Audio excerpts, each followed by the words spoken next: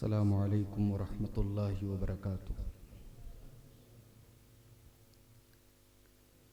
अल्हम्दुलिल्लाह नहमदुहू व नस्तईनुहु व नस्तगफिरुहु व नऊज़ु बिल्लाहि मिन शुरूरि अनफुसिना व मिन सय्यिआति अअमालिना। मन यहदिहिल्लाहु फला मुदिल्ल लहु व मन युद्लिल फला हादिय लहु।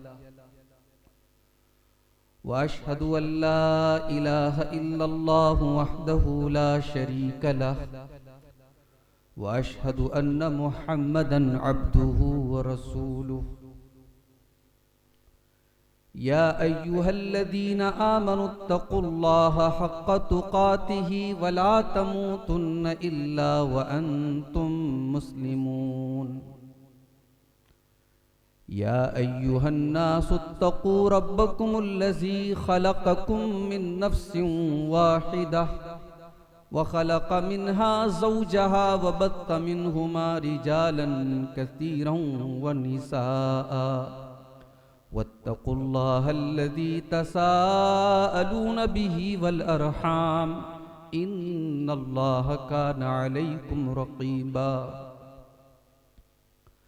या अय्युहल्लज़ीना आमनुत्तक़ुल्लाह वक़ूलू क़ौलन सदीदा युस्लिह लकुम अअमालकुम व यग़फिर लकुम ज़ुनूबकुम वमन युतिइल्लाह व रसूलहु फ़क़द फ़ाज़ फ़ौज़न अज़ीमा।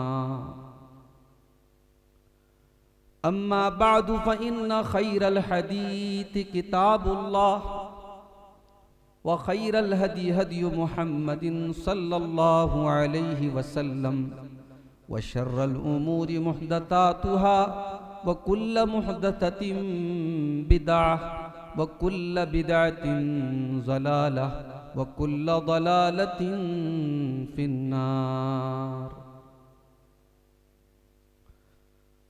अऊज़ु बिल्लाहि मिनश शैतानिर रजीम। बिस्मिल्लाहिर रहमानिर रहीम। कुन्तुम खैरा उम्मतिन उखरिजत लिन्नास तअमुरून बिल मारूफि व तन्हौना अनिल मुनकरि व तुअमिनून बिल्लाह। व क़ाल तआला फ़ी मक़ामिन आख़र वला तहिनू वला तहज़नू व अंतुमुल अअलौना इन कुन्तुम मुअमिनीन।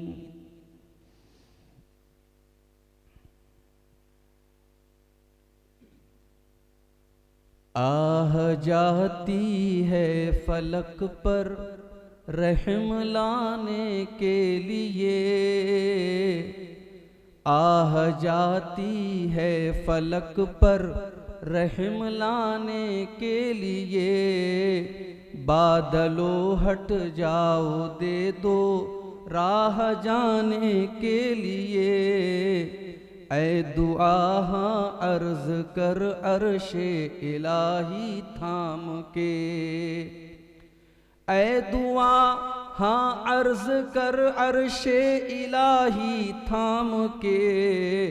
ऐ खुदा रुख फेर दे अब गर्दिशे अय्याम के। ऐ खुदा रुख फेर दे अब गर्दिशे अय्याम के। रहम कर अपने न आईने करम को भूल जा। रहम कर अपने न आईने करम को भूल जा। हम तुझे भूले हैं लेकिन तू न हमको भूल जा। खल्क के रांदे हुए दुनिया के ठुकराए हुए।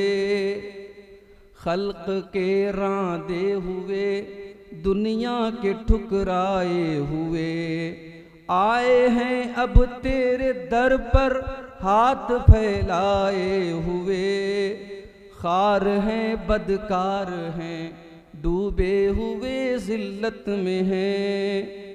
खार हैं बदकार हैं डूबे हुए जिल्लत में हैं। कुछ भी हैं लेकिन तेरे महबूब की उम्मत में हैं। कुछ भी है लेकिन तेरे महबूब की उम्मत में हैं।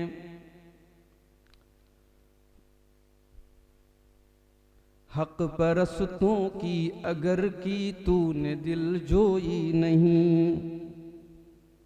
हक परस्तों की अगर की तूने दिल जोई नहीं, ताना देंगे बुत के मुस्लिम का खुदा कोई नहीं, ताना देंगे बुत के मुस्लिम का खुदा कोई नहीं।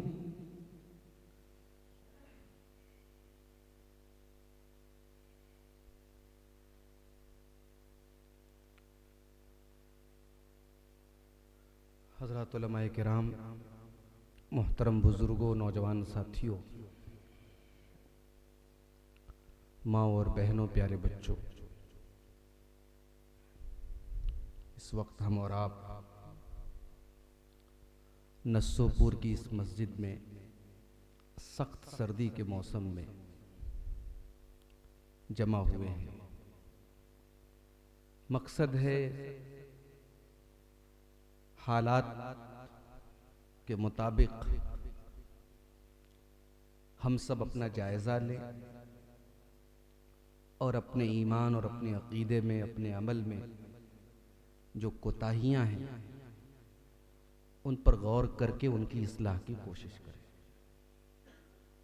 प्रोग्राम मगरिब बाद ही होना था, लेकिन कुछ वजूहात की बिना पर मुझे पहुँचने में काफ़ी ताख़ीर हुई, जिसकी बिना पर प्रोग्राम इशा के बाद मुंतकिल हो गया। और अभी आपने तौहीद की अज़मत पर हमारे इंतहाई बुज़ुर्ग शेख नसीम सलफ़ी हफ़िज़हुल्लाह से एक बड़ा मुअस्सिर ख़िताब समाअत किया। अल्लाह ताला हम सबको तौहीद की हिफाजत की तौफ़ीक़ अता फ़रमाए। हालात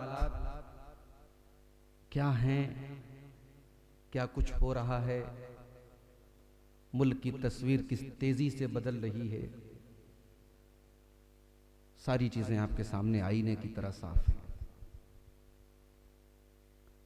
हकीकत यह है कि अब अल्लाह ताला ने हमें और आपको एक मौका दिया है। हमें और आपको हमेशा जब मुश्किलात आए, जब परेशानियां आए, तो हमें अपने प्यारे नबी जनाब मोहम्मद रसूलुल्लाह सल्लल्लाहु अलैहि वसल्लम और आपके सहाबे किराम की जिंदगियों का मुताला करना चाहिए।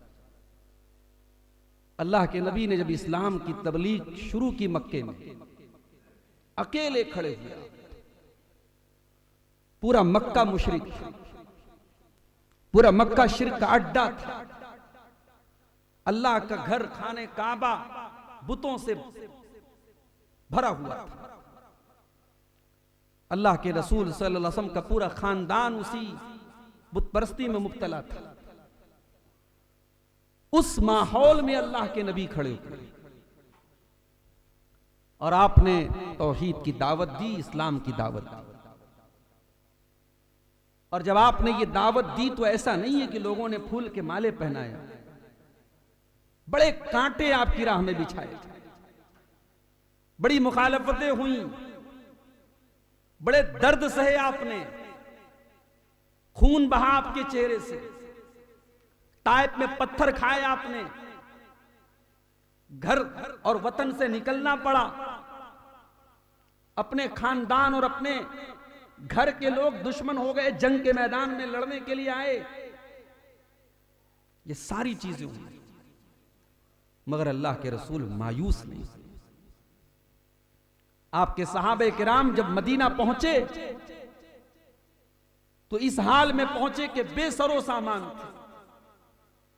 ना इस बात की गारंटी है कि मदीना जाके हमको खाने को क्या मिलेगा, पहनने को कपड़ा मिलेगा कि नहीं, सर ढांपने को छत मिलेगी कि नहीं। मगर सहाबे किराम बेचैन नहीं हुए, सहाबे किराम परेशान नहीं हुए, क्योंकि उन्हें पता था कि हमारे पास दुनिया की सबसे बड़ी दौलत, ईमान की दौलत हमारे पास है। और ये दौलत अगर है, दुनिया की कोई ताकत हमारा कुछ नहीं बिगाड़ सकती। मेरे भाइयों, इस वक्त मुल्क में जो हालात हैं, हमारे और आपके सामने अपॉर्चुनिटी है, मौका है, हम जीरो से शुरुआत करें। ये मुल्क हमारा है। इस मुल्क की आजादी के मौके पर हमारे मुल्क के बड़े अजीम रहनुमा थे मौलाना अबुल कलाम आजाद। उन्होंने कहा था ये मुल्क हमारा है और इस मुल्क के मुस्तकबिल का कोई फैसला हमारी आवाज के बगैर अधूरा है।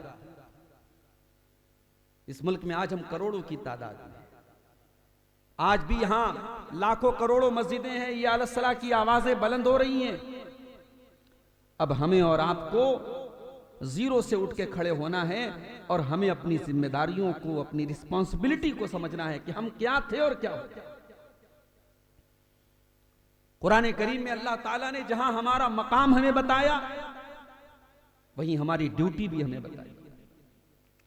अगर हमें इस बात का फक्र हासिल है, अगर हमारे लिए ये शरफ की बात है, हमारे लिए ये ऑनर की बात है, सम्मान की बात है कि हम अल्लाह के आखिरी नबी की उम्मती हैं, तो अल्लाह ताला ने इस सम्मान और इस ऑनर का जिक्र करने के बाद हमारी एक जिम्मेदारी भी हमको याद दिलाई।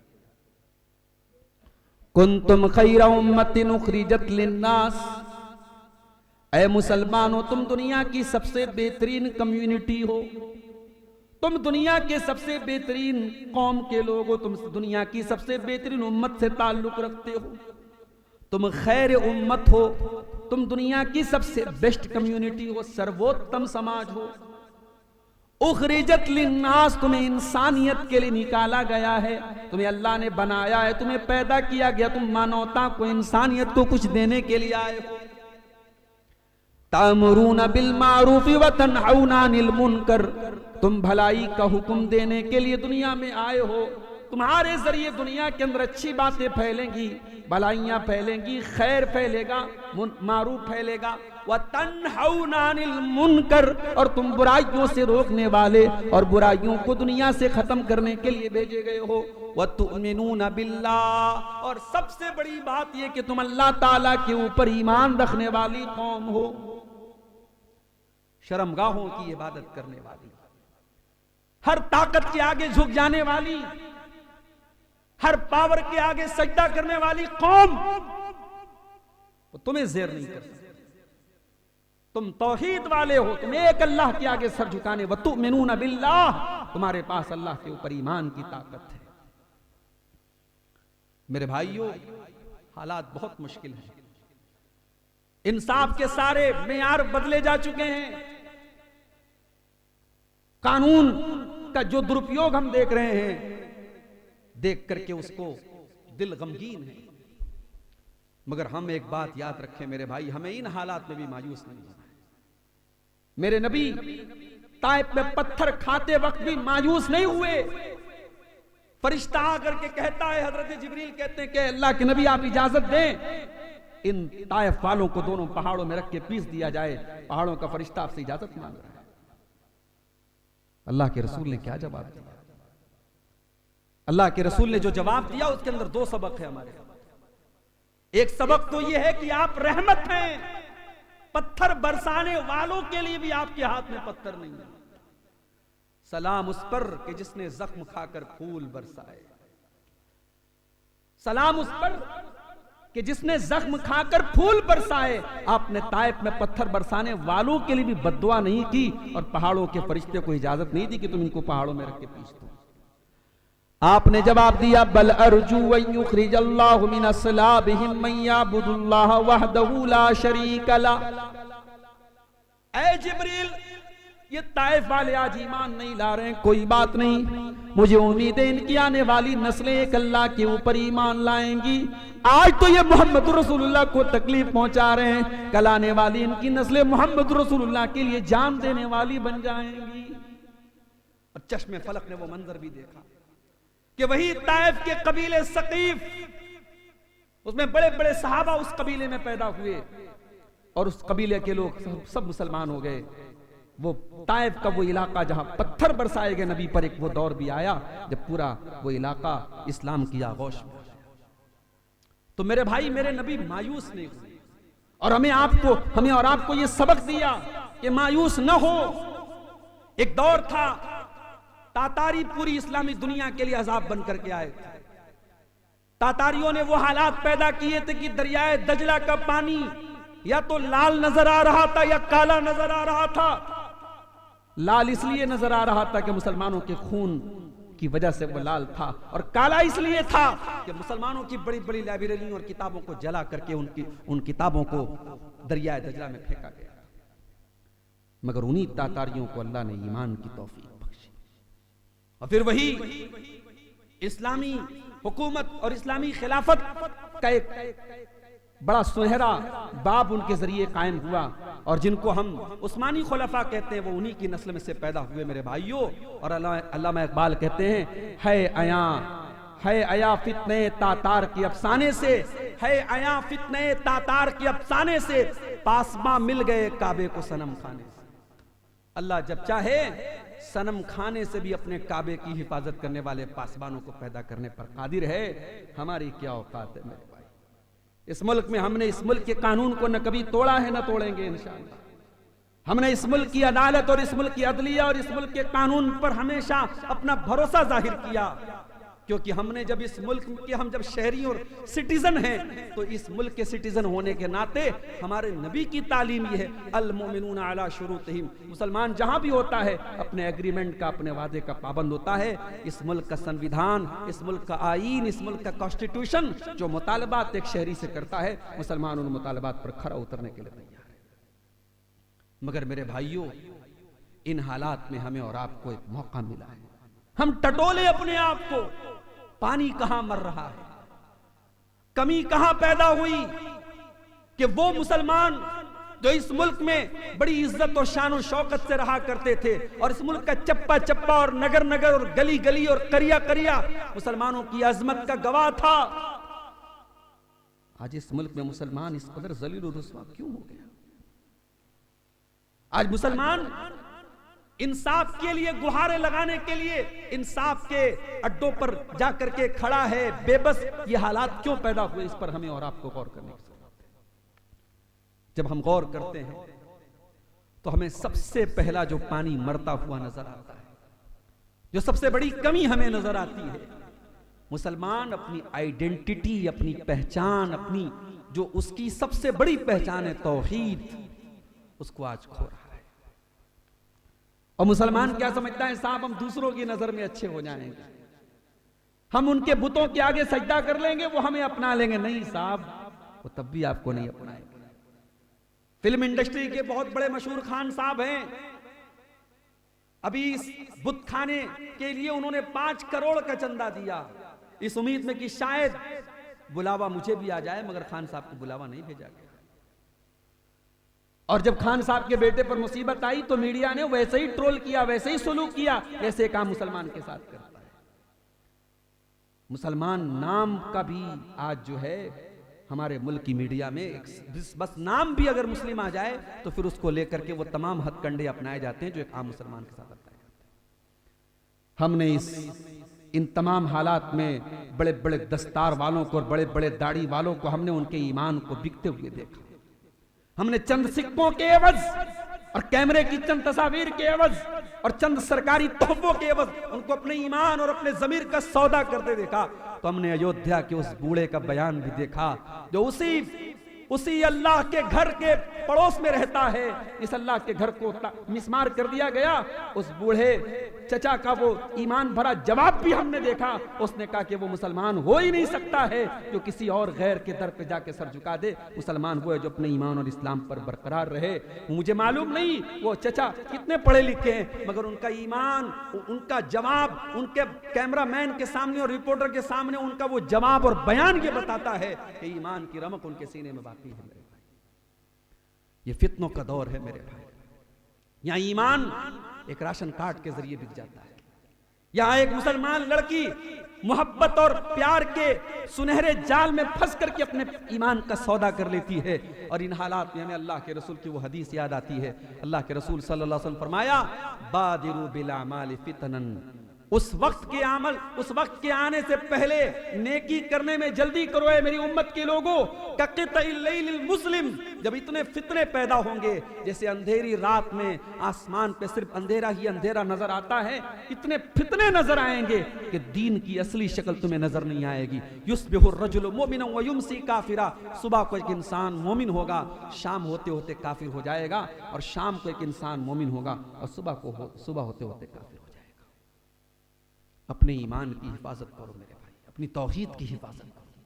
अरे हम कमजोरों के पास क्या है? यही तो एक दौलत है, यही तो एक पूंजी है। कल कयामत के दिन मेरा रब पूछेगा क्या लेके आए? हमारे पास नमाजों में तो कोताहियां हैं, हमारे पास रोजों में कोताहियां हैं, हमारे पास अमाल में कोताहियां हैं। अगर हमारे पास ये तौहीद की पूंजी भी न रहेगी तो हम कहां जाएंगे मेरे भाई? इस तौहीद को संभाल के रखो मेरे भाई। कयामत के दिन ये पूंजी हमारे काम आएगी, ये कैपिटल हमारे काम आएगी। इन्नल्लज़ीना कफ़रू व मातू व हुम कुफ़्फ़ारुन फ़लन युक़बल मिन अहदिहिम मिल्उल अर्ज़ि ज़हबा।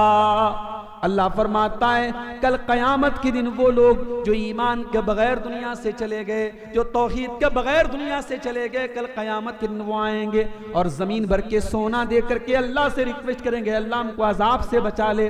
अल्लाह फरमाता है फलन युक़बल मिन अहदिहिम मिल्उल अर्ज़ि ज़हबा, जमीन भर के सोना भी तुम लेके आ जाओ, लेकिन तौहीद तुम्हारे पास नहीं है, ईमान तुम्हारे पास नहीं है, तो जमीन भर के सोना भी कबूल नहीं किया जाएगा। और ये बात याद रखो, समाज नहीं सुधर सकता जब तक अकीदे की इस्लाह न हो। जिस समाज में गैरुल्लाह के दर पे सर झुकाए जाते हो, जिस मुआशरे में अल्लाह के अलावा किसी और का डर दिलों में मौजूद हो, जिस मुआशरे में अल्लाह के सिवा किसी और से उम्मीदें लगाई जाती हो, जिस मुआशरे में अल्लाह के अलावा किसी और के नाम से कुर्बानियां हो रही हो, वो समाज कभी सुधर नहीं सकता है, उस समाज की कभी इस्लाह नहीं हो सकती है। क्यों? हमें मामूली सर्दी जुकाम हो और उसके साथ हमें कोई बड़ी बीमारी हो, एक इंसान है उसको कोई बड़ी बीमारी है, अल्लाह ना करे, अल्लाह हम सब की हिफाजत करे, किसी को कोई बड़ी बीमारी हो गई तो वो सर्दी और जुकाम के इलाज के चक्कर में नहीं पड़ेगा, पहले वो उस मूजी और बड़े मर्ज का इलाज कराएगा।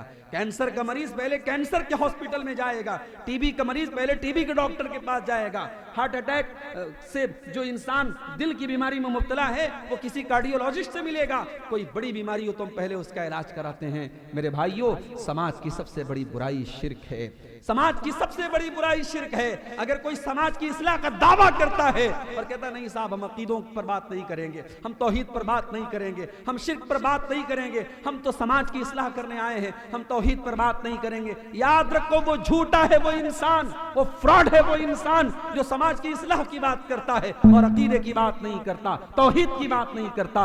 नबियों ने, अल्लाह के पैगंबरों ने अपनी अपनी कौमों को सबसे पहले तौहीद की दावत दी है और सबसे पहले शिर्क से मना किया है। तौहीद के बगैर दुनिया में अमन और चैन कायम नहीं हो सकता मेरे भाई। अल्लज़ीना आमनू वलम यल्बिसू ईमानहुम बिजुल्मिन उलाइका लहुमुल अम्नु व हुम मुहतदून। मेरे बंदो, जब तक तुम ईमान के साथ साथ अपने ईमान को तुम शिर्क से नहीं बचाओगे, तब तक तुम अमन चैन नहीं पा सकते, तब तक तुम हिदायत नहीं पा सकते। और ये कोई गलत फहमी में ना रहे कि साहब मुसलमान तो शिर्क नहीं कर सकता। क्यों साहब, मुसलमान क्यों नहीं शिर्क कर सकता? कहते अरे हम तो ला इलाहा इल्लल्लाह पढ़ते हैं। मैं आपको बताऊं, ला इलाहा इल्लल्लाह का जुबान से इकरार कर देने से कोई मुसलमान और मोमिन नहीं बन जाता जब तक उस ला इलाहा इल्लल्लाह के माना और मतलब पर अमल ना करे। वरना अल्लाह को तो मक्का के मुशरिकीन भी मानते थे, हज करते थे, वो हज करते थे, और हज जब करते थे खाने काबा का तो लब्बैक भी पढ़ते थे, मगर उनका लब्बैक क्या था? वो कहते थे लब्बैक अल्लाहुम्मा लब्बैक ला शरीक लक इल्ला शरीकन तमलिकुहु व मा मलक। वो कहते थे ऐ अल्लाह मैं हाजिर हूं हज करने के लिए, उम्रा करने के लिए, ऐ अल्लाह तेरा कोई शरीक नहीं, मगर वो शरीक तेरा शरीक है जिसको तूने खुद हमारा शरीक बनाया है और तू उसका भी मालिक है। ये आज ये जिस मुशरिकीन मक्का जिस किस्म का शिर्क करते थे, आज मुसलमान इस किस्म के शिर्क में मुब्तला है और उसे एहसास है। वो समझ रहा है साहब हम तो मुसलमान हैं, हम शिर्क नहीं कर सकते। अल्लाह के रसूल फरमाते हैं उस वक्त तक कयामत नहीं आएगी जब तक मेरी हत्ता तलहक कबाइल मिन उम्मती बिल मुशरिकीन, मेरी उम्मत में से कुछ लोग मुशरिकों के साथ नहीं मिल जाए। और अब तो शिर्क से भी आगे बढ़ के बात चल रही है।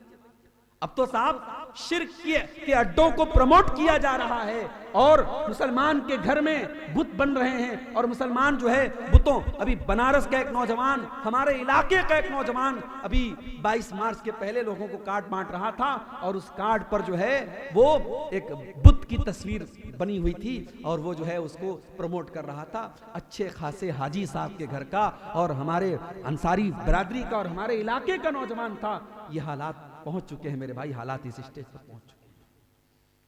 अब अपने बच्चों और अपने नौजवान नस्ल को मेरे भाई उनके ईमान और अकीदे की हिफाजत आपकी जिम्मेदारी। याद रखो, हमारी कौम की नस्ल कुशी से खतरनाक उसके अकीदे को बर्बाद करने की कोशिशें हैं और आज हमारे दुश्मनों की प्लानिंग यही है कि मुसलमान तो रहें मगर उनके अंदर दीन की गैरत बरकरार न रहे, उनके अंदर तौहीद की हमीयत न रहे, उनके अंदर दीन और अकीदा और ईमान नाम की कोई ऐसी नौजवान नस्ल तैयार हो जिसके अंदर दीन और ईमान नाम की कोई चीज बाकी नहीं। यही प्लानिंग है मेरे भाई, हमें और आपको इस प्लानिंग को समझना पड़ेगा।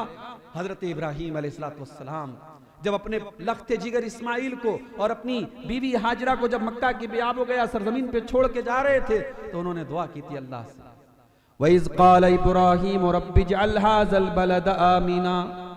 इब्राहीम अलैहिस्सलाम दुआ करते हैं अल्लाह इस शहर मक्का को तो अमन वाला शहर बना दे, वजुनुबनी व बनी अन नाबुदल असनाम, और अल्लाह तू मुझे और मेरी औलाद को, मेरे बच्चों को तू हमेशा बुत परस्ती से बचाना। पैगंबर दुआ कर रहा है, अल्लाह के रसूल इब्राहीम अलैहिस्सलाम इमामुल मुवहिदीन दुआ कर रहे हैं कि अल्लाह मेरी औलाद को बुत परस्ती से बचाना। अगर वो ये दुआ करते हैं तो हमारी और आपकी क्या हैसियत है मेरे भाई। हमें और आपको अपनी आने वाली नस्लों को बुत परस्ती से और शिर्क से बचाने की चिंता करना तो लाजिम और जरूरी है। कुरान कहता है कू अनफुसकुम व अहलीकुम नारा, अपने आप को और अपने बच्चों को जहन्नम की आग से बचाओ। हम बड़ी मोहब्बत करते अपने बच्चों से, बड़ा प्यार करते अपने बच्चों से, हम अपनी फैमिली के लिए हम हर जी तोड़ कोशिश करते हैं। सख्त सर्दी के मौसम में भी मजदूर सुबह मजदूरी करने के लिए निकलता है, दुकानदार सुबह दुकान खोलने के लिए निकलता है, जॉब पर जाने वाला सुबह सुबह जॉब पर जाता है। क्यों? उसे अपने बाल बच्चों का पेट पालना है, उसे अपने परिवार को एक अच्छी जिंदगी देना है। अपने बच्चों के लिए हम क्या नहीं करते मेरे भाई। क्या हम गवारा करेंगे, क्या हम बर्दाश्त करेंगे कि कल अल्लाह हमें तो जन्नत में डाल दे, हमारे बच्चों और परिवार को जहन्नम की आग में डाल दे? हम कभी गवारा नहीं करेंगे। कुरान कहता अपने आप को और अपने बच्चों को जहन्नम की आग से बचाओ। मेरे भाइयों, ये पहला काम हमें करना है।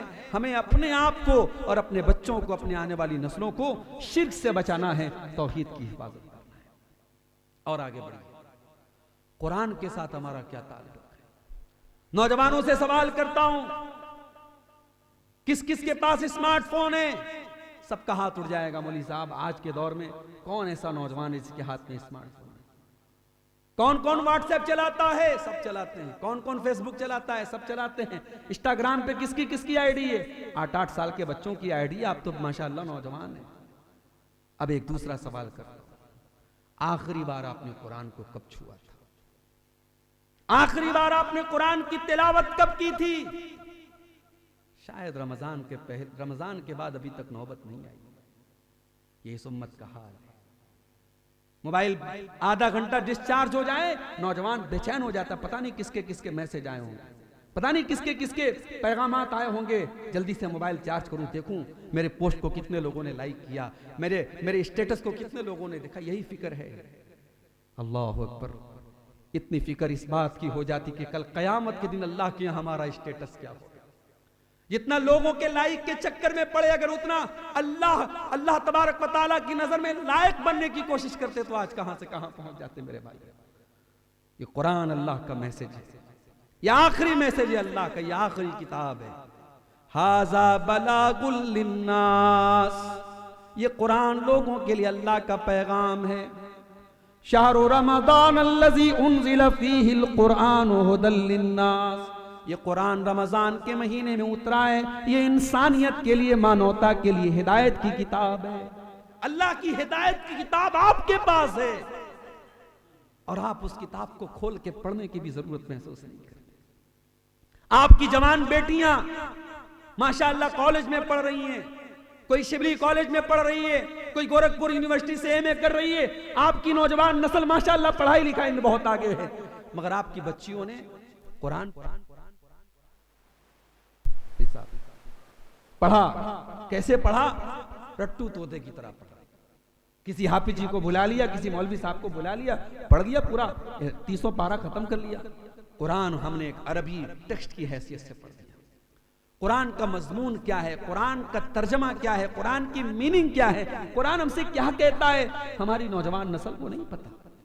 हमारी लड़की पर्दा तो कर रही है, घर से निकल रही है, बुर्के में निकल रही है। उसकी माँ ने सिखाया तू घर से निकल तो बुर्का पहन के निकल, बाप ने सिखाया बुर्का पहन के निकल, वो बुर्का तो पहन रही है, हिजाब कर रही है वो। मगर इस हिजाब का हुक्म क्यों दिया गया?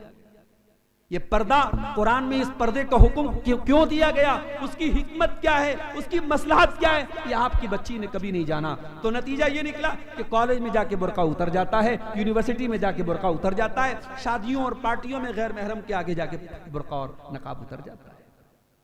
तो कुरान से हमें मेरे भाइयों जुड़ना है। अल्लामा इकबाल ने बड़ी सच्ची बात कही थी, वो जमाने में मुअज़्ज़ज़ थे मुसलमान होकर और हम खार हुए तारिके कुरान होकर। कुरान से हमें अपने ताल्लुक को जोड़ना पड़ेगा।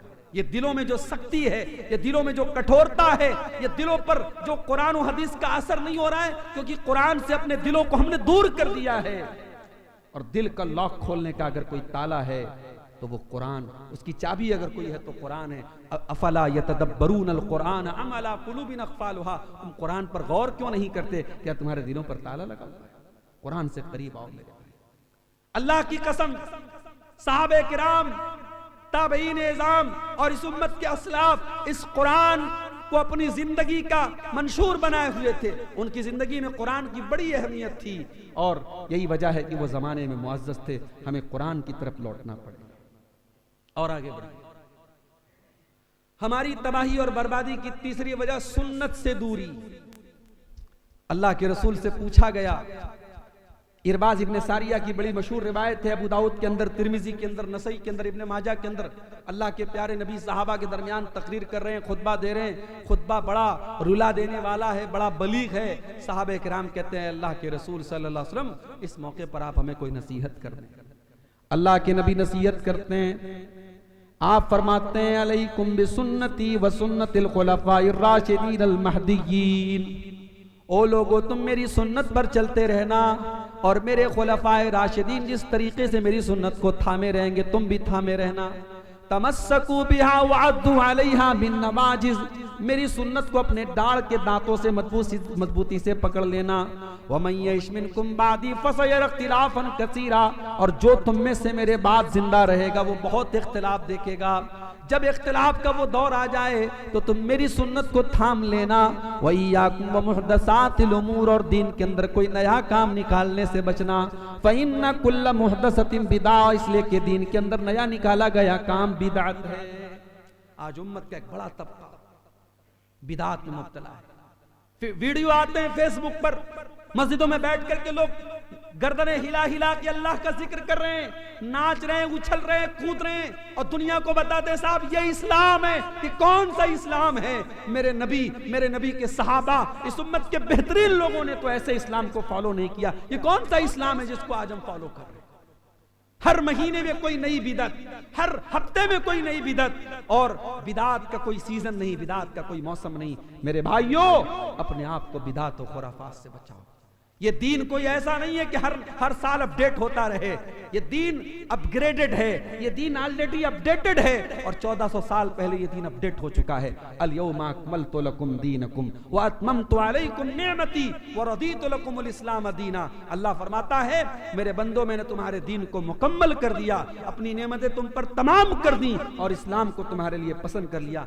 इसीलिए इमाम मालिक इस आयत को पढ़ के कहा करते थे कि जो ये कहता है कि दीन के अंदर कोई अच्छी बिदअत है, कोई नई बिदअत निकाल के कहता है ये अच्छी बिदअत है, इमाम मालिक कहते हैं फकत ज़ामा अन्ना मुहम्मदन खान रिसाला, वो इंसान ये दावा कर रहा है कि मेरे नबी मोहम्मद सल्लल्लाहु अलैहि वसल्लम ने रिसालत का हक नहीं अदा किया। नऊज़ुबिल्लाह, आपने रिसालत का हक अदा नहीं किया, आपने खयानत से काम लिया, आपने अल्लाह का दीन पूरा नहीं पहुंचाया। बिदअत करने वाला नबी पर यह तोहमत लगाता है, जबकि अल्लाह ने अपने नबी की जिंदगी में अपने दीन को मुकम्मल कर दिया। इमाम मालिक कहते हैं फमा लम यकुन यौमइज़िन दीनन फला यकुन यौम दीना, जो चीज मेरे नबी के दौर में दीन का हिस्सा नहीं थी वह आज भी दीन का हिस्सा नहीं हो सकती है। ये इमाम मालिक अपने दौर की बात कर रहे हैं, नबी से 100 साल बाद की बात कर रहे हैं। आज मैं 1400 साल बाद 2024 में आपके सामने बैठा हूं, मैं आज आपसे कह रहा हूं जो चीज नबी के दौर में दीन का हिस्सा नहीं थी वह आज भी दीन का हिस्सा नहीं बन सकती। सुन्नत से दूर है ये और नमाज से भी दूर है। अभी मैं नमाज पढ़ रहा था आपकी मस्जिद पे, पीछे देखा चटाइयां बिछी हैं, मुझे नहीं मालूम, हो सकता है मेरी गलतफहमी हो, पीछे इस सर्दी के मौसम में भी चटाइयां बिछी हैं। ये इस बात की अलामत लग रही है कि शायद 5 वक्ता नमाजों में पीछे लोग आमतौर से नहीं आते हैं। हो सकता है मैं गलत हूँ, लेकिन इससे अंदर कालीन बिछा है माशाल्लाह, अब बाहर जो है चटाई बिछी है। इसका मतलब कि अंदर ही से काम चल जा रहा है, बाहर की भी नौबत नहीं आ पा रही, और फजर में तो शायद दूसरी सब की भी नौबत नहीं आती है। ये हमारा हाल है, ये हमारा हाल है। और हम साफ बातें बहुत बड़ी बड़ी कर रहे हैं कि हमारी मस्जिदों पर आज बड़ा जो है सितम हो रहा है और हमारी मस्जिदों पर बड़ी गलत निगाहें हैं। मोहल्ले की मस्जिद हम आबाद नहीं कर रहे हैं और हम इधर उधर की मस्जिदों की फिक्र कर रहे हैं। इस मस्जिद को पहले आबाद करो मेरे भाई। इसी मुल्क में पानीपत के इलाके में 335 मस्जिदें थी आजादी के पहले, लोग हिजरत करके चले गए दूसरे मुल्क, पूरा इलाका खाली हो गया, गैर वहां आबाद हो गए। उन 335 मस्जिदों का वजूद जमीन से खत्म कर दिया गया। अगर आपने अपनी मस्जिदों को आबाद नहीं किया, ये बूढ़े, ये बुजुर्ग, ये लाठी लेकर के आने वाले फजर की नमाज में जब तक ये आ रहे हैं, एक वक्त आएगा ये भी नहीं आएंगे। और आज की जो नौजवान नस्ल है कल वो बूढ़ी होगी, तो जैसे आज उसे फजर पढ़ने में मुश्किल आती है, कल बुढ़ापे में भी उसे मुश्किल आएगी और फजर की नमाजों में ताले लगे रहेंगे, अजान देने वाले नहीं मिलेंगे। मस्जिद तो बना ली शब भर में ईमा की हरारत वालों ने, मन अपना पुराना पापी था बरसों में नमाजी बन न सका। मुसलमान की जिंदगी में नमाज ना हो मेरे भाई, ये पॉसिबल नहीं। नबी के दौर में मुनाफिकों को भी मस्जिद में आना पड़ता था। मुनाफिक पक्के दुश्मन थे इस्लाम के, नबी को मालूम थे ये दुश्मन है इस्लाम के, मगर मुनाफिकों को ये शो करने के लिए कि हम मुसलमान हैं मस्जिद में आना पड़ता था। ये अलग बात है कि मुनाफिकों की नमाज में और मुसलमानों की नमाज में बड़ा फर्क था। क्या फर्क था? कुरान कहता है वइज़ा क़ामू इलस्सलाति क़ामू कुसाला युराऊनन नास वला यज़कुरूनल्लाह इल्ला क़लीला। ये मुनाफिक लोग नमाज में बड़ी मुश्किल से आते हैं, बड़ी काहिली करके। 7:45 बजे इशा की जमात है तो ये साहब बड़ी मुश्किल से टेक टेका के 7:50 पे 55 पे बिल्कुल आखिर में पहुंचते हैं। सर्दी इतनी है साहब, सर्दी इतनी है, ठंडे ठंडे पानी से वजू करना है, बड़ी मुश्किल से आते हैं। ये लंगड़ाते हुए और बड़े जो है कांपते हुए कैसे कैसे मस्जिद में आते हैं और उसके बाद अल्लाह का बहुत कम जिक्र करते हैं। इनको नमाज बड़ी भारी गुजरती है। अगर आपको भी नमाज भारी गुजरती है तो कुरान ने मियार बता दिया कि नमाज उसी को भारी गुजरेगी जिसके ईमान में कमी होगी। वस्तईनु बिस्सब्रि वस्सलाह व इन्नहा लकबीरतुन, अल्लाह ने कहा नमाज बड़ी भारी चीज है। किसके लिए? इल्ला अलल खाशिन, जो अल्लाह से डरते हैं उनको छोड़ के बाकी सबके लिए भारी है। मेरे भाई दुआ करो नमाज हमारे लिए हल्की हो जाए, नमाज हमारे लिए ऐसी हो जाए कि अल्लाह के नबी फरमाते हैं कि क़यामत के दिन अल्लाह तबारक व तआला 7 तरीके के बंदों को अपने अर्श का साया देगा। उन 7 तरीके के बंदों में एक बंदा वो भी होगा व रजुलुन क़ल्बुहु मुअल्लक़ुन बिल मसाजिद, जिसका दिल मस्जिद में अटका हो, जिसकी एक टाइम की नमाज भी छूटी हो तो उसको टेंशन हो कि मेरी नमाज कैसे छूट गई, वो पहले जल्दी से उस नमाज को पूरा करे, उसका दिल मस्जिद में लगा हो। मेरे भाई जिस नबी से हम मोहब्बत करते हैं उस नबी को नमाज से बड़ा लगाव था, बड़ा ताल्लुक था। और अल्लाह के प्यारे नबी अपने आखिरी वक्त में अपने वफात के पहले उम्मत को सबक देते हैं कि मेरी उम्मत के लोगों अस्सलात अस्सलात वमा मलकत ईमानुकुम, नमाज का ख्याल रखना।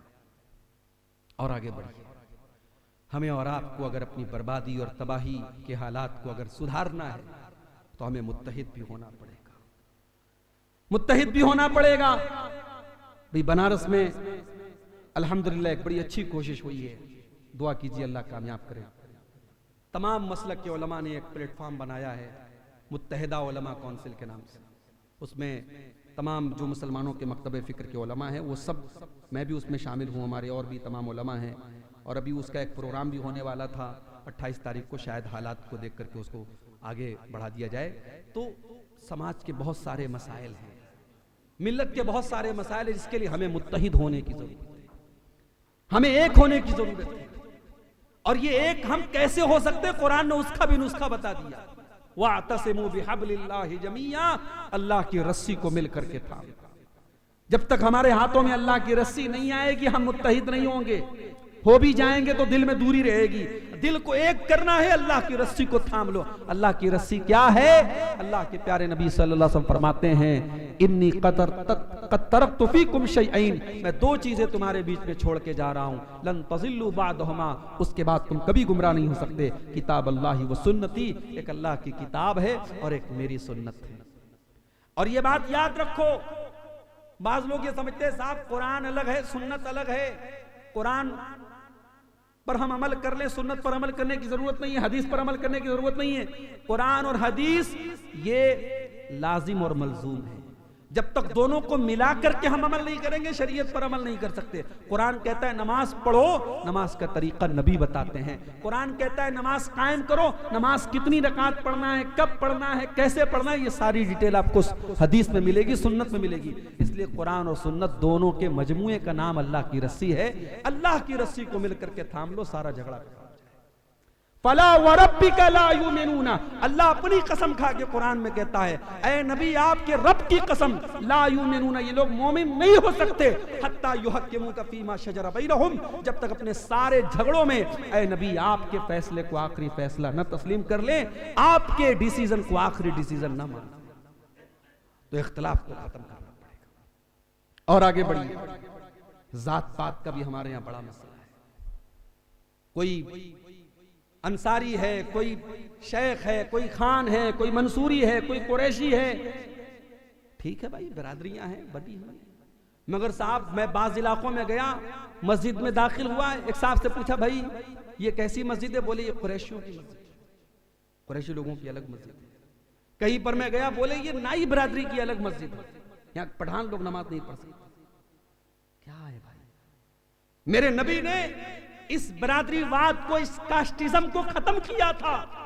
मेरे नबी के सहाबा में सलमान फारसी ईरान से आए हुए हैं, वो भी मेरे नबी के सहाबा में शामिल हैं। रूम से सुहैब रूमी आए हैं, वो भी मेरे नबी के सहाबा में शामिल हैं। बिलाल हबशा के रहने वाले, वो भी मेरे नबी के सहाबा में शामिल हैं। और ऐसा नहीं है कि किसी की कास्ट की बुनियाद पर और किसी की कौमियत की बुनियाद पर किसी के साथ कोई भेदभाव हो। अल्लाह के नबी अपने हज्जतुल वदा के खुतबे में, अपने आखिरी खुतबे में उम्मत को ये सबक देते हैं, अय्युहन्नास कुल्लुकुम मिन आदम व आदम मिन तुराब, ऐ लोगो तुम सब आदम की औलाद हो और आदम मिट्टी से पैदा हुए हैं। किसी भी बिरादरी का इंसान हो, किसी भी कास्ट और जात से ताल्लुक रखता हो, सब आदम की संतान है, सब एक फैमिली के सदस्य हैं, सब एक खानदान के लोग हैं। और आगे आपने फरमाया, अला ला फज़ला लि अरबिय्यिन अला अजमिय्यिन वला लि अजमिय्यिन अला अरबिय्यिन, ओ लोगों किसी अरब के रहने वाले को किसी बाहर के रहने वाले के ऊपर कोई फजीलत हासिल नहीं है, किसी अजमी को किसी अरबी के ऊपर कोई फजीलत हासिल नहीं है, किसी गोरे को किसी काले पर, किसी काले को किसी गोरे पर कोई फजीलत हासिल नहीं है। ये इस्लाम का एजाज था कि आज भी आप हरम का मंजर देखें, हज और उम्रा का मंजर देखें, अफ्रीका का काला भी है, अमेरिका का गोरा भी है, इंडिया पाकिस्तान का उर्दू हिंदी बोलने वाला भी है, बांग्लादेश का बंगाली भी है, सबकी जुबानें अलग हैं, सबके रंग अलग हैं, मगर सब एक ड्रेस में हैं और सब एक साथ नमाज पढ़ रहे हैं, सब एक इमाम के पीछे नमाज पढ़ रहे हैं। बंदो मोहताजो गनी एक हुए, तेरे दरबार में पहुंचे तो सभी एक हुए, एक ही सब में खड़े हो गए महमूद व याज, न कोई बंदा रहा न कोई बंदा नवाज। हमें इस बरादरीवाद के जहर से भी उठना होगा मेरे भाइयों। ठीक है, हम अपनी बरादरी को अगर हम ये समझते हैं साहब हमारी एक बरादरी और हम अपनी बरादरी को अच्छा समझते हैं, आप दूसरों को हकीर मत समझिए, दूसरों को नीचा मत समझिए और बरादरी की बुनियाद पर किसी की तहकीर मत कीजिए। ये इस्लाम की तालीम है। और एक दो चीजें और बयान करके बात खत्म कर रहा हूं। शादी ब्याह का हमारा निजाम भी अब हमें इस्लाह करने की जरूरत है मेरे भाई, इसलिए कि अब हालात बहुत खराब हो रहे हैं।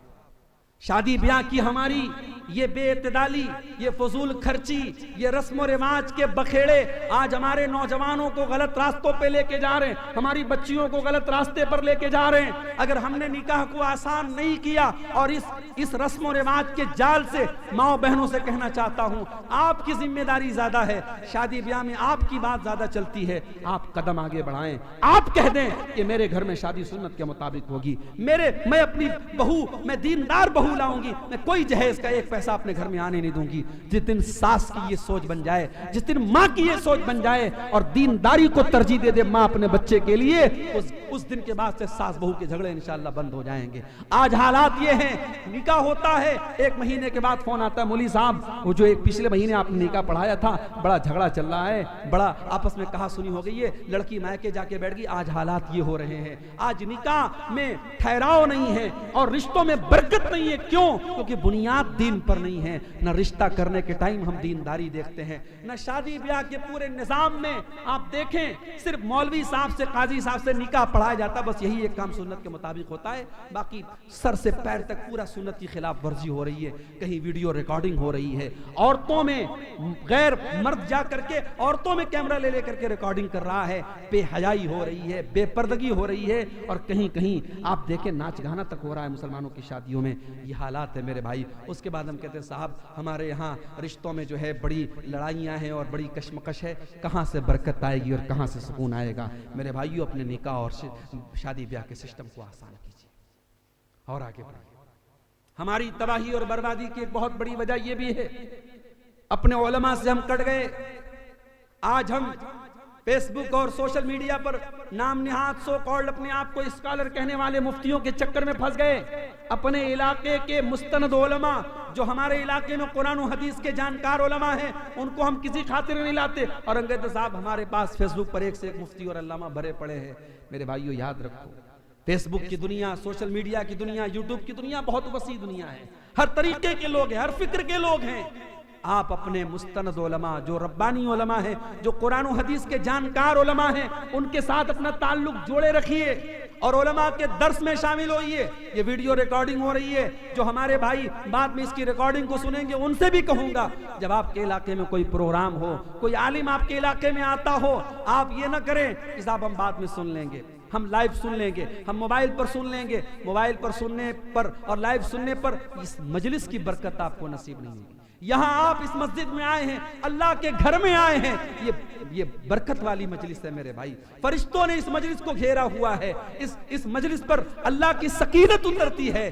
ऐसी मजलिसों में जाओ जहाँ इल्म की बात होती हो, जहाँ कुरान और सुन्नत की बात होती हो, जहाँ इस्लाह की बात होती हो, ऐसी मजलिसों में हमें जाना चाहिए और अपने उलमा से जुड़ना चाहिए। अल्लाह फरमाता है, वमा कान रब्बुका लियुहलिकल कुरा बिजुल्मिन व अहलुहा मुस्लिहून। आपका रब किसी बस्ती को हलाक नहीं करेगा जब तक उस बस्ती में इस्लाह करने वाले लोग मौजूद हों, जब तक उलमा मौजूद हैं, जब तक उलमाए हक मौजूद हैं, जब तक उलमाए रब्बानी मौजूद हैं, जब तक कुरान और सुन्नत की बात करने वाले उलमा मौजूद हैं, तब तक इंशाअल्लाह बिदअत को बिदअत कहा जाता रहेगा, शिर्क को शिर्क कहा जाता रहेगा, गंदगी को गंदगी कहा जाता रहेगा और पाकी को पाकी कहा जाता रहेगा। जिस दिन उलमा खत्म हो जाएंगे, जिस दिन ये मुस्लिहीन खत्म हो जाएंगे, ये तबाही की दस्तक होगी। और मेरे नबी जनाब मोहम्मद रसूलुल्लाह सल्लल्लाहु अलैहि वसल्लम ने उस दौर की तरफ इशारा करते हुए फरमाया कि हत्ता इज़ा लम युबक़ि आलिमन इत्तख़ज़न नास रुऊसन जुहाला। जब उलमा खत्म हो जाएंगे, लोग जाहिलों को अपना सरदार और पेशवा बना लेंगे। मेरे भाइयों, अपने उलमा से अपने ताल्लुक को मजबूत कीजिए। ये चंद इस्लाह की बातें थी। इसमें जो सरे फहरिस्त जो चीज़ थी, जो सबसे पहली चीज़ थी कि हम अपने ईमान और अकीदे की फिक्र करें, हम नमाज से अपना ताल्लुक जोड़ें, हम कुरान से अपना ताल्लुक जोड़ें, बिदात से दूर होकर के सुन्नत से अपना ताल्लुक जोड़ें और इसी तरीके से आपस में इत्तेहाद और इत्तेफाक पैदा करें। शादी ब्याह के सिस्टम को आसान करें, ज़ात बरादरी की तकसीम से ऊपर उठें और अपने उलमा से अपने ताल्लुक को जोड़ें। ये चंद बातें थी। चूँकि वापस भी जाना है, बनारस लंबा सफ़र है। रास्ते में जब हम लोग आ रहे थे तभी काफ़ी कोहरा था और ड्राइवर साहब ने कहा कि जितना जल्दी मुमकिन हो निकल चले, तो मेरे ख्याल से 9:15 बज रहे हैं और मैंने ये सोचा था कि प्रोग्राम में मगरिब के बाद पहुँचेंगे और 8 बजे तक रवाना हो जाएंगे, लेकिन 9:15 हो रहे हैं।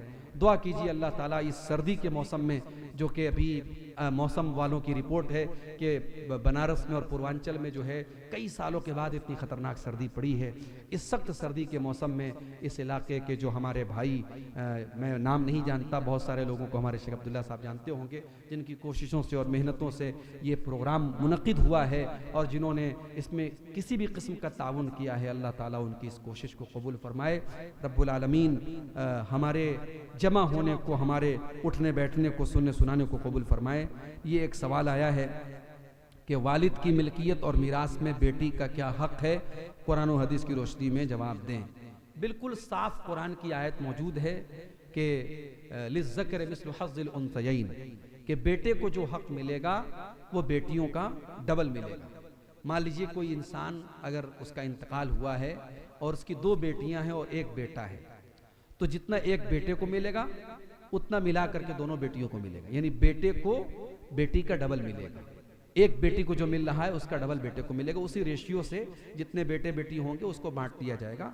और ये कुरान की आयत। अब इसको कोई नहीं दे रहा है तो ये वो जुल्म कर रहा है। बाप का जो तरका है, बाप ने जो भी छोड़ा है, कपड़ा भी छोड़ा है, जेवर भी छोड़ा है।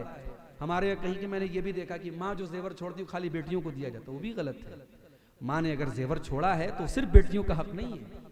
जमीन जायदाद बाप को दे दी, बेटों को दे दी जाए और जेवर बेटियों को दे दी जाए, ऐसा नहीं है। कुरान ने जो वरासत के हुकूक बयान किए हैं वो सारी चीजों में है। बाप का कुल तरका, माँ का कुल तरका, उसमें जिसका जो हक है वो हमें दे देना चाहिए। और ये कोई ऑप्शनल नहीं है कि दे दो तो चलेगा, ना दो तो कोई हरज की बात नहीं, ऐसा नहीं है।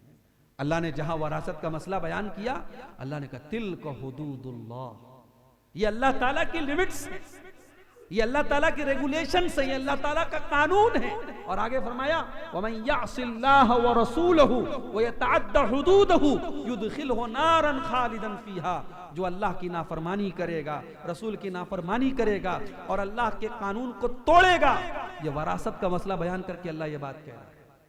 हम और आप दुआ कर रहे हैं, अल्लाह से मदद मांग रहे हैं, कहां से अल्लाह की मदद आएगी। हर घर में भाई बहन का हक मार के बैठा है, हर घर में बेटा बेटी का हक मार के बैठा है। मेरे भाइयों, वरासत का हक भी जो है अल्लाह ताला का कानून है, वो हम सबको देना चाहिए। नहीं देंगे तो अल्लाह ताला क्या पकड़ होगा। अब ये सवालात तो कई एक आ रहे हैं। क़यामत के दिन अल्लाह ताला फ़र्ज़ नमाज का हिसाब लेंगे, अगर उसमें कमी होगी तो सुन्नत और नफिल से पूरा कर दिया जाएगा। आज के ज़माने में बहुत सारे लोग सुन्नत नफिल नहीं पढ़ते, अगर उनकी फ़र्ज़ नमाज में कमी होगी तो किस चीज़ से पूरा किया जाएगा। देखिए, ये तो हदीस में आता है कि फ़र्ज़ में अगर कमी होगी तो नफिल से पूरी की जाएगी। अब कोई नफिल नहीं पढ़ रहा है, सुन्नत नहीं पढ़ रहा है, तो उसकी कमी किस चीज़ से पूरी होगी? तो जाहिर है कि अल्लाह ताला के फिर वो पकड़ होगी उसकी, उसको गुनाह होगा। अब उसकी कमी किस चीज़ से पूरी होगी इसका तो कोई हदीस में बयान नहीं किया गया है।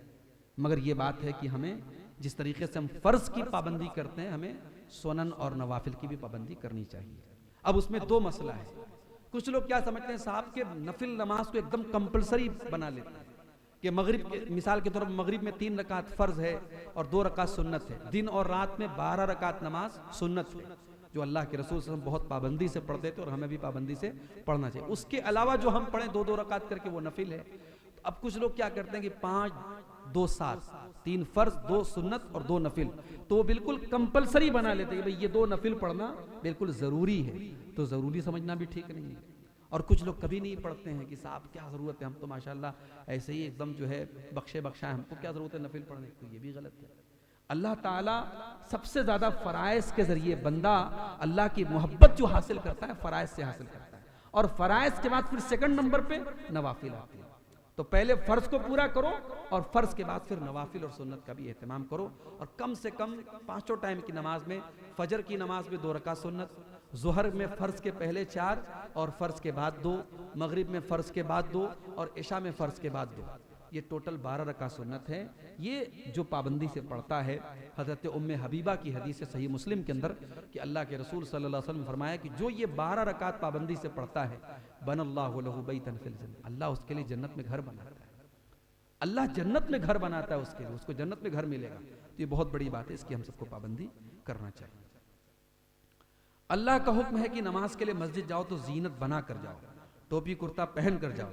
आजकल टोपी ना लगाकर बनियान पहन के जाते, इसका क्या हुक्म है? अल्लाह ने ये तो नहीं कहा टोपी कुर्ता पहन के जाओ, अल्लाह ने कहा जीनत अपना के जाओ। अब जीनत में क्या है कि जो लिबास हमारे यहाँ एक अच्छा लिबास माना जाता है, एक शरीफ आदमी का लिबास माना जाता है, जिस लिबास में आदमी एक दूसरे से मिलता जुलता है वो लिबास अपना के जाए। अब हमारे यहाँ साहब कुर्ता पैजामा का रिवाज है तो ठीक है, कुर्ता पैजामा पहन के जाओ। साउथ में आप चले जाएं, केरल वगैरह में, वहाँ इमाम साहब पैंट और शर्ट पहन के खुतबा दे रहे हैं, वहाँ उनका वो लिबास है। बहुत सारे इलाकों में जुब्बा, पूरा लंबा वाला जुब्बा पहनते हैं। तो ड्रेस जो होता है, शरीयत ने किसी ड्रेस की पाबंदी नहीं की है। अलबत्ता अब उसमें टोपी का जिक्र आया, तो टोपी भी हमारे यहाँ शरीफ इंसान के ड्रेस में शामिल है। तो जिस तरीके से आप एक मुकम्मल ड्रेस और मुकम्मल लिबास आप जब पहनते हैं एक मुसलमान के तौर पर, तो टोपी भी लगाते हैं। तो आप मस्जिद में भी आए तो टोपी लगा के आए। अब कभी ऐसा हुआ कि टोपी नहीं मिल रही है, टोपी नहीं है, तो हमारे यहाँ बाज़ औरतों का ये कहना है कि साहब नंगे सर जब आदमी नमाज पढ़ता है तो शैतान बैठ जाता है। तो वो गलत बात है, शैतान नहीं बैठता है, लेकिन टोपी आप लगा करके आए तो बेहतर है। अलबत्ता कहीं कहीं मस्जिदों में रेडीमेड टोपी रखी रहती है, वो साहब बरसों की, महीनों की गर्दो गुबार और धूल उस पर जमी है, और आदमी मस्जिद में आया, टोपी नहीं उसकी जेब में, तो वो जल्दी से क्या करता है, वो प्लास्टिक वाली टोपी लगा लेता है। तो ये एक दूसरी ज्यादती होगी, ये इंतहा होगी। टोपी को फर्ज समझना कि टोपी के बगैर नमाज नहीं होगी, टोपी नहीं है तो साहब वो दस्ती और रुमाल लोग बांध लेते हैं, इतना उसको कंपलसरी समझना ये भी गलत है। और बाद लोग जानबूझ करके उन्होंने एक फैशन बना लिया कि बगैर टोपी की मस्जिद में आते, ये भी सही नहीं है। टोपी हमारे मुस्लिम कल्चर का, हिंदुस्तान के मुस्लिम कल्चर का एक हिस्सा है। और अल्लाह ताला ने कहा खुजू ज़ीनतकुम इंद कुल्ल मस्जिद, जब मस्जिद में आओ तो अपनी जीनत को अपनाओ। तो जीनत में जो हमारा एक कल्चरल ड्रेस है, जिस लिबास में एक शरीफ मुसलमान नजर आता है, उसमें टोपी भी शामिल है। तो हम टोपी लगा के आए। सर्दियों का मौसम है, आप ये मोटी वाली टोपी भी लगा के आ सकते हैं, मैंने ये लंबी वाली टोपी लगाई, ये भी लगा सकते हैं, गोल भी लगा सकते हैं। टोपी का कोई मसला नहीं है, उसको बहुत ज़रूरी समझना भी मुनासिब नहीं है, और उसको बिल्कुल उससे बेनियाज हो जाना ये भी मुनासिब नहीं है। वल्लाहु आलम बिस्सवाब। ये चंद सवालात थे। अल्लाह ताला हम सबको कहने सुनने से ज़्यादा अमल करने की तौफीक अता फरमाए।